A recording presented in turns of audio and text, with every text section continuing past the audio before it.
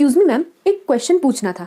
आप बाकी एजुकेटर्स की तरह डायरेक्ट टाइम टेबल ही क्यों नहीं दे देते? टाइम टेबल बनाने का तरीका क्यों बता रहे हो और ये सब बारीकियां हमें एक्सप्लेन क्यों कर रहे हो? इसकी तो हमें जरूरत ही नहीं है। आप डायरेक्ट टाइम टेबल दे दीजिए, हम उसी को फॉलो कर लेते हैं और हमारा एग्जाम भी क्रैक हो जाएगा। This is the most obvious question जो आपके माइंड में अभी अराइज हो रहा होगा कि मैं इतने सारे वीडियोज बना रही हूँ और इसमें मैं सिर्फ आपको टाइम टेबल बनाने का तरीका सिखा रही हूँ। So the reason behind it is कि जब कभी भी कोई educator pre plan time table आपको दे देता है तो उससे क्या होता है कि स्टूडेंट ब्लाइंडली उसे फॉलो करना स्टार्ट कर देता है विदाउट नोइंग कि उसकी मेंटल कैपेबिलिटी या ग्रास्पिंग पावर कितनी है।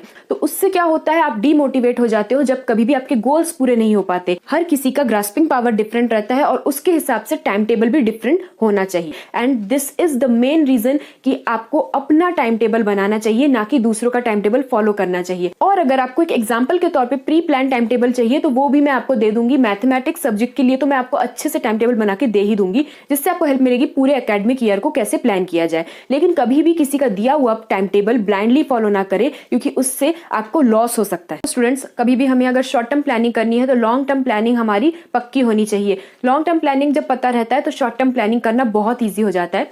शॉर्ट टर्म प्लानिंग में हम मंथली देखेंगे, फिर वीकली देखेंगे और फिर डेली प्लानिंग देखेंगे। मंथली प्लानिंग हम कैसे करेंगे? तो सबसे पहले जो हमने हाफ सिलेबस लिया है, मान लेते हैं हाफ सिलेबस हमने 4 महीने में करना है, ठीक है। तो हाफ सिलेबस टोटल अगर हमारे पास 16 यूनिट्स हैं तो 8 यूनिट अगर हमें फर्स्ट हाफ में करना है तो वो डिफिकल्ट और इजी का मिक्सचर है, क्योंकि लास्ट वीडियो में हमने डिस्कस किया था कि डिफिकल्ट और इजी का मिक्सचर हमें लेना है। मान लेते हैं कि 4 चैप्टर या 3 चैप्टर डिफिकल्ट है, 3 यूनिट डिफिकल्ट है और बाकी के बचे यूनिट हमारे इजी वाले हैं। तो इनका मिक्सचर जो है हमें इक्वली डिवाइड करना है सब मंथ्स में। तो 1 2 3 4 ऐसे 4 महीने हमारे पास है। तो M1 M2 M3 M4 करके आप लिखोगे एक पेज पे। तो M1 के नीचे आपको डालने हैं कुछ चैप्टर्स, फिर M2 के नीचे, M3 के नीचे। हमें कोशिश करनी है कि 4th मंथ तक हम पहुंचे ही ना, 3 महीने में ही हमारा जो हाफ सिलेबस है वो कंप्लीट हो जाए। ऐसा क्यों सोच रहे हैं उसका भी रीजन आपको आगे जाके पता चलेगा। जो फर्स्ट मंथ है उसमें आपको एक डिफिकल्ट चैप्टर और एक इजी चैप्टर लेना है, ठीक है। उसके बाद जो सेकंड मंथ है उसमें आपको थोड़ा सा अपने आप को चैलेंज करना है, 2 डिफिकल्ट चैप्टर लेने हैं और एक इजी चैप्टर लेना है। फिर जो थर्ड मंथ है वापस वहां पे हम एक डिफिकल्ट एक इजी का सेट लेंगे। तो लास्ट जो मंथ है वो 4th मंथ रहेगा और उसमें लास्ट में एक इजी चैप्टर छोड़ देंगे। तो हमें मिनिमम उस मंथ में कितने दिन लगेंगे? 4 दिन एक्स्ट्रा लगेंगे या 5 दिन, तो उसमें हमारा एक चैप्टर हो जाएगा। तो ऐसे अगर हम इक्वली डिवाइड करें अपने सिलेबस को तो हमारा सिलेबस बहुत हैसल फ्री बन सकता है और बहुत इजीली पूरा सिलेबस हमारा कवर हो सकता है। तो अब हमने ये जो एक्स्ट्रा टाइम छोड़ा है 4th मंथ में वो क्या काम करेगा? मान लेते हैं कि हमारा कुछ बैकलॉग रह गया केमिस्ट्री, फिजिक्स या मैथ्स में, तो वो बैकलॉग के लिए मैंने स्पेयर टाइम छोड़ा था लास्ट में। अब मेरा जो है जो 4 महीने का गोल है वो 4 महीने में ही मेरा पूरा गोल कंप्लीट होगा। ऐसा नहीं होगा कि मैं आगे पीछे हो जा रही हूँ या फिर थोड़ा एक्स्ट्रा टाइम लग जा रहा है, बिल्कुल नहीं होने वाला। एग्जैक्ट 4 महीने में आपका पूरा सिलेबस कंप्लीट होगा। जो फर्स्ट 3 मंथ्स रहते हैं उसमें आपको डिफिकल्ट चैप्टर्स खत्म कर देने हैं, लास्ट के लिए नहीं छोड़ना है। कई लोगों की आदत रहती है पहले इजी वाले कर लेते हैं, डिफिकल्ट वाले बाद में करेंगे। इससे क्या हो जाता है कि डिफिकल्ट चैप्टर्स जो रहते हैं वो लेंदी भी रहते हैं और वो लेंदी रहने की वजह से लास्ट में एक्सटेंड होने लगता है टाइम। तो बैकलॉग अगर रखना ही है तो स्टार्टिंग के फेज में रख लोगे तो वो जो बैकलॉग बचा रहता है उसके लिए आप स्पेयर टाइम में अपना वो बैकलॉग कंप्लीट कर सकते हो। वरना क्या होगा कि आप प्रेशर बिल्डअप होगा कि अभी तो मेरे इतने लेंदी चैप्टर्स बाकी हैं। और एक और चीज माइंड में रखनी है मंथली प्लानिंग करते वक्त, अगर फर्स्ट मंथ में आप 2 चैप्टर ले रहे हो, एक डिफिकल्ट एक इजी, तो फर्स्ट मंथ में आप वैसे ही लो, ज्यादा चैलेंजिंग टाइम टेबल मत बनाओ फर्स्ट मंथ में। सेकेंड मंथ में थोड़ा चैलेंजिंग बनाओ अपने टाइम टेबल को, क्योंकि अब आपको हैबिट लग चुकी है पढ़ने की। अब जो सेकेंड मंथ है उसमें आप पूरे तरह से एनर्जाइज्ड हो, आपका पूरा मोटिवेशन हाई है, वहां पे आप एक चैप्टर एक्स्ट्रा लो जो डिफिकल्ट वाला है। और जब आपके वो पार्ट भी कंप्लीट हो जाता है तो आप और मोटिवेटेड हो जाते हो और थर्ड मंथ तो आपका सक्सेसफुली हो ही जाता है।